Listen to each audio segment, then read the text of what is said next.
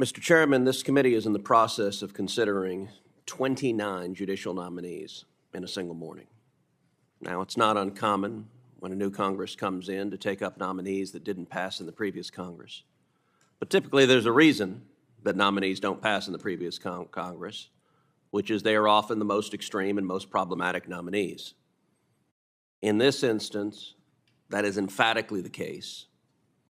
And many of these nominees are quite literally the most extreme judicial nominees I've seen in 10 years on the Senate. Part of the reason the Democrat majority is trying to move 29 nominees in one morning is to flood the zone with so many bad nominees that nobody can focus on how utterly unqualified these nominees are to be judges. The nominee being considered right now, Nancy Abudu, Senator Lee did a good job of walking through her extreme record. She was the deputy legal director at the Southern Poverty Law Center, an organization that has a long and shameful history of labeling mainstream conservative groups as, quote, hate groups. And the SPLC's history is so egregious that it prompted a violent hate crime. In 2010, the SPLC designated the Family Research Council as a hate group, and 2 years later, a man targeted the Family Research Council using the SPLC's hate map and came in and shot and critically wounded the council's business manager and attempted to murder several council members before being heroically stopped by the building's security guard. The SPLC in 2019 authored an article that accused Republicans, including 3 members of this committee, of holding, quote, open white supremacist views. Mr. Chairman, that's ridiculous. You know that's ridiculous. Political rhetoric is one thing, but when you have extreme leftists falsely claiming white supremacy, it illustrates that you are dealing with radicals and partisan zealots. Nancy Abudu isn't the only nominee that this committee is trying to move forward. This committee also has before it Nusrat Chowdhury, who is another extreme zealot. Ms. Chowdhury believes that America is through and through an evil and racist place. And she's not been shy about explaining that. She has stated that, quote, the structure of racial discrimination in America, quote, is so deep, so pernicious, that you have to, quote, use the law as a tool of social justice. Does anyone think she's going to stop, quote, using the law as a tool of social justice if she ascends to the bench?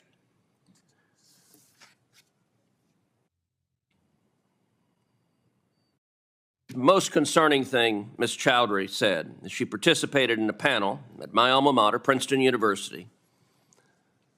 The panel was entitled How Activism Informs Policy. And one of the panelists there suggested that police officers kill unarmed black men every day. Now, there's a technical term for that statement. That's called a lie. It's not even kind of sort of right. It is wildly, totally false. During her nomination hearing, she was asked about a tweet that came from that event, which said that she had agreed with the statement that police officers kill unarmed black men every single day. At first, she claimed she couldn't remember making the statement.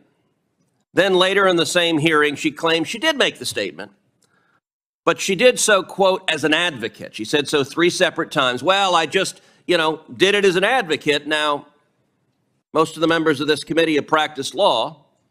The last I checked, as an advocate, you have an obligation not to lie, and that is a brazen lie that is dangerous. Now, subsequently, she sent a follow-up letter after her hearing saying, oh, never mind, I didn't say it. The thing that she had justified as, oh, I said it as an advocate. Afterwards, she sent a letter and said, no, actually, I didn't say it. Republicans on this committee asked for a follow-up hearing to ask about her miraculous new memory post-hearing that she didn't say such a harmful thing to police officers across the country. Sadly, the chairman wouldn't give us a new hearing. Another of the judges being considered today, Kenley Cato. At her hearing, I asked her a very simple question. Is racial discrimination wrong? She was utterly unable to answer it. Today's Democrat Party embraces racial discrimination, believes that discriminating based on race, the reason, Mr. Chairman, and you are smirking, but the reason she couldn't answer it is because in law school, she had written an article advocating racial discrimination against Asian Americans. Now, Ms. Cato is Asian American. And she said, and I'm paraphrasing here, I don't have the article in front of me, but she essentially said that Asian Americans who didn't support explicit racial discrimination against Asian Americans weren't sufficiently woke. They weren't sufficiently enlightened. Now, I think that's a noxious position. But that's, of course, why she couldn't answer that racial discrimination was wrong, because she is an advocate for racial discrimination. Another one of the nominees being considered this morning is Dale Ho. Dale Ho is a self-described, quote, wild-eyed sort of leftist. Now, let me be clear. That's not my terminology. That's how he describes himself. He says, I am a, quote, wild-eyed sort of leftist. He wrote about how he's motivated each day by his hate for conservatives. That's the word he used, hate. Now, I want you to pause for a second and imagine. I'm going to ask the Democrat members of this committee to do something, which is imagine you're in somebody else's shoes. Engage in empathy. There are actually conservatives in the state of New York. Now, the Democrat governor of New York said to Republicans in New York, you're not New Yorkers, get the hell out, go to Florida where you belong. There's an arrogance to telling your voters that. But it's one thing when you're an elected official if you want to demonstrate that kind of arrogance, but one would think that a federal judge has a different obligation. So I would ask the members of this committee, imagine for a second you were a Republican. Imagine for a second you were a conservative who happened to live in New York City. And you look up in New York City on the federal bench and you see a judge who's described himself as a wild-eyed sort of leftist, his own words, who is motivated every day, who gets up every day, and what gets him going is his hatred for you. You know, this is the kind of fellow that should have worked at the Southern Poverty Law Center. That's the kind of radicals who this administration is nominating, and yet that is not the kind of person that should be a federal judge. And I'm going to talk about one final nominee that isn't before us today, but that will be soon, which is Charnel Beckelgren. Now, the members of this committee are aware of just how wildly unqualified this nominee was. She's been nominated to be a federal district judge, and our colleague, Senator Kennedy, whose cross-examinations on this committee have now become legendary, he asked her what Article 5 of the Constitution was. And she responded saying, well, she couldn't remember, she wasn't familiar with that. He then asked her what Article 2 of the Constitution was. And she said, well, that's not coming to mind either. It was a stunning display of her lack of qualifications to be a federal judge. Now, to be clear, asking someone what Article 2 of the Constitution is not some obscure legal gotcha. There are questions you can ask about bizarre, hidden legal theories that would be a gotcha, that wouldn't be fair not knowing what Article 2 of the Constitution is, which is what establishes the president and the executive branch, any first-year law student who didn't know what Article 2 of the Constitution was would flunk con law. And I will say Chairman Durbin subsequently said publicly she was likely to get confirmed. And he went on to say that he thought there were members of this committee who couldn't answer the question Senator Kennedy asked as well. I hope and pray that's not the case. I'm confident that on the Republican side of the aisle, the members of this committee know what Article 2 is. Are there any members of this committee who care to volunteer on the Democrat side of the aisle that you don't know what Article 2 is? If you didn't, you or I or anyone who didn't know what Article 2 was would not be qualified to serve on this committee. And I will say,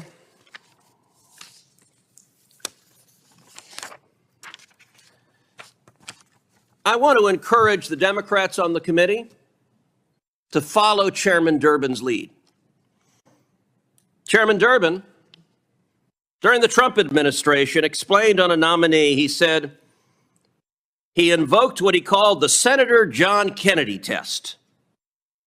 And Chairman Durbin said, quote, "I think it's a legitimate test to be applied to all those who want to be trial judges, and I hope others on both sides of the table will join me in saying it's not enough to aspire. You have to bring to this aspiration some practical experience and knowledge that suggests you can meet the standard required." And I just want to close by this, which is urging my colleagues to be willing to stand up to the White House. I'm confident that many, if not most of you, actually care about having a qualified judiciary. One of the things I cannot understand over the last 2 years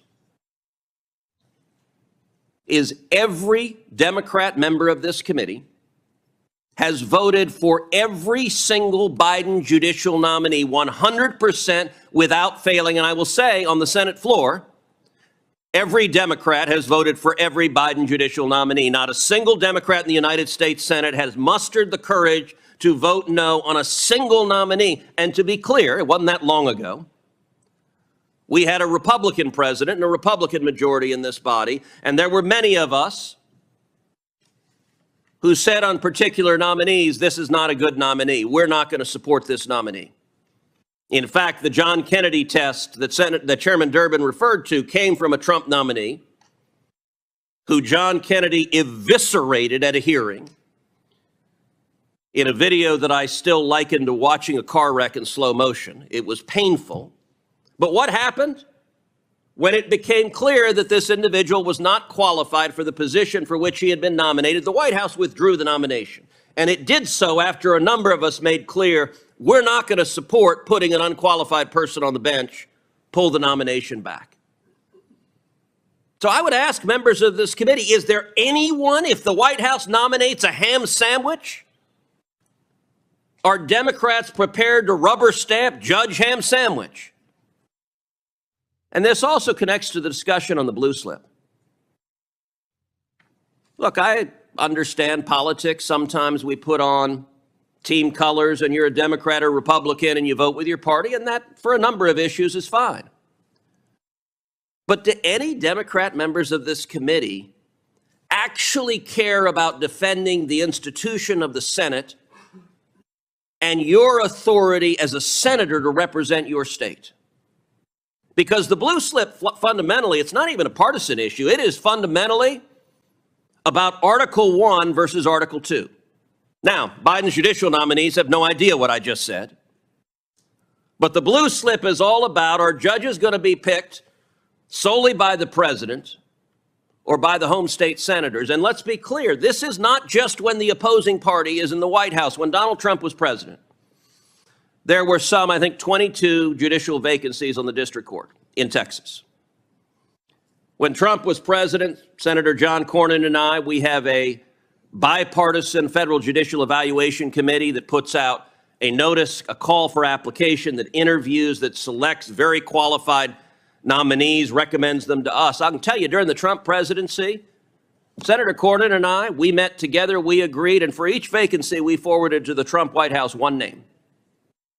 One name, and for every single one the Trump White House nominated, the one name we forwarded. If the Democrats in this committee accede to the partisans who are saying get rid of the blue slip, temporarily you'll do some harm to Republicans on this committee by ramming through some terrible judges. But what you're really doing is giving away your prerogative. Every senator who's not even looking up right now is giving away your ability. I suspect Senator Booker cares about who's a judge in New Jersey. But if the blue slip goes away or is weakened by the Democrat chairman, you know what? Senator Booker's not going to have much of a say in who a judge in New Jersey is. And that's going to be true with a Democrat president or a Republican president. Now, Senator Booker and I may not agree on who the best candidate for a judge is, but I do think if you care about being a senator, putting partisan politics above the prerogatives, above protecting this institution. I still remember the day the Senate under Harry Reid used the nuclear option to end the filibuster for judges. And I remember standing on the Senate floor next to Senator Klobuchar. And I turned to Senator Klobuchar on that day and I said, y'all are going to regret this. You're going to regret this. You're going to regret weakening the institution of the Senate. And I said, the result of this, you are going to get more Supreme Court justices like Justice Scalia and Justice Thomas. Now, I said, I'm happy with that outcome. But you're not. And I will say, if you look at the justices that came through, that prediction proved exactly right. Democrats were willing, like lemmings, to jump off the cliff because partisan politics were that high. And so my call, and sadly, I say this call with absolute certainty, it will be unheeded, is for one Democrat senator to muster the gumption to say for one of these radical nominees, no, we're not going to vote to confirm a ham sandwich. No, we're not going to vote to confirm a judge who tells people he's motivated by hate. We're not going to vote to confirm a judge who doesn't even know what Article 2 of the Constitution is.